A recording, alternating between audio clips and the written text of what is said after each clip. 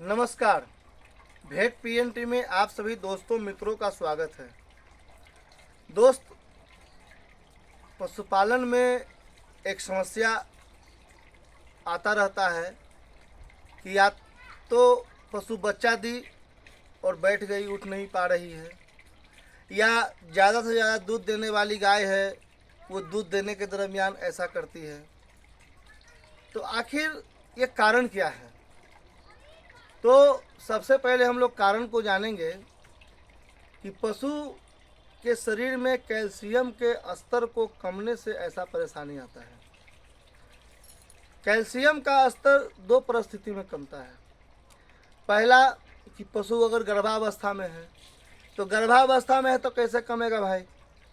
तो इसमें क्या होता है कि सीमेन जब पशु को पड़ता है, गाय को पड़ता है, भैंस को पड़ता है, बकरी को पड़ता है, तो होता क्या है कि पशु गाभिन हो गई और गाभिन होने के बाद जैसे जैसे वो बढ़ती है गाभिन की अवस्था में,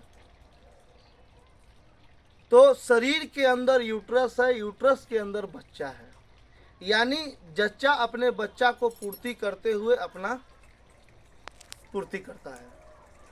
लेकिन जब यूट्रस के अंदर बच्चा पल रहा होता है तो यूट्रस का जो साइज है, जो आकार है, वो धीरे धीरे बढ़ने लगता है। तो बढ़ने लगता है तो जब यूट्रस का आकार बढ़ेगा तो ऑटोमेटिक रूमेन चपेगा। रूमेन चपेगा तो आपको कैसे पता चलेगा? तो आप देखिएगा कि कभी कभी गर्भावस्था में पशु ज़्यादा खा लेगी, कभी कुछ खाइबे नहीं करेगी, क्योंकि रूमेन जैसे ही रूमेन को रिलीफ मिलता है वो भोजन उठा लेती है। लेकिन जैसे ही पशु को जो है रूमेन चपता है तो भोजन कर नहीं पाती है। तो इससे क्या होता है कि पशु का जो रिक्वायरमेंट मिलना चाहिए वो रिक्वायरमेंट नहीं मिल पाता है। जब 5वें महीने के बाद आप जाएंगे तो देखेंगे कि दूध की जो क्वांटिटी जो पशु दे रही थी वो धीरे धीरे कमना शुरू हो जाता है। यानी कि सबसे पहले पशु को हाइपोग्लाइसीमिया हो जाता है, ग्लूकोज लेवल डाउन होता है। लेकिन इसके बाद भी अगर पशु को ध्यान नहीं दिया गया तब हाइपोफास्मिया होता है। 7वें से 8वें महीना में वो जो है मिट्टी खाना पसंद करेगी, या बहुत सारे ऐसे फास्फोरस के जो चीज़ हैं उसको वो खाना पसंद करेगी। उसके बाद क्या होता है कि जब उसके बाद भी आप ध्यान नहीं दिए तब उस पशु को हाइपोकैल्सीमिया होता है। पहला ये हो गया। दूसरा जो कारण है वो है दूध। अब अचानक पशु को बहुत सारे लोग क्या करते हैं कि ज़्यादा से ज़्यादा दूध देने के लिए कुछ ऐसा चीज़ दे देते हैं कि पशु ज़्यादा दूध दे देती है। अब उसका कारण क्या होता है कि पशु के शरीर से जो है कैल्शियम लेवल डाउन होता है, हाइपोकैल्सीमिया हो जाती है, पशु बैठ जाती है, उठ नहीं पाती है। तो इन समस्याओं के समाधान के लिए हम लोग क्या करते हैं या आप लोग क्या करते हैं कि उसको IV कैल्शियम देते हैं नस के द्वारा, या कैल्शियम पिलाते हैं।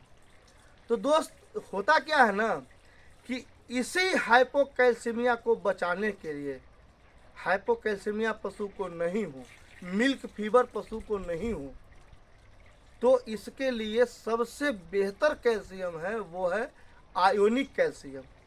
आयोनिक कैल्शियम जो होता है उसको प्रोटीन से कोई अटैचमेंट नहीं होता है। बाकी जितने भी प्लेन कैल्शियम हैं उसको प्रोटीन से भी अटैचमेंट करना है और ब्लड से भी करना है, लेकिन आयोनिक कैल्शियम को प्रोटीन से कोई अटैचमेंट नहीं होता है। ये डायरेक्ट ब्लड में जाकर के कैल्शियम का निर्माण चालू करता है।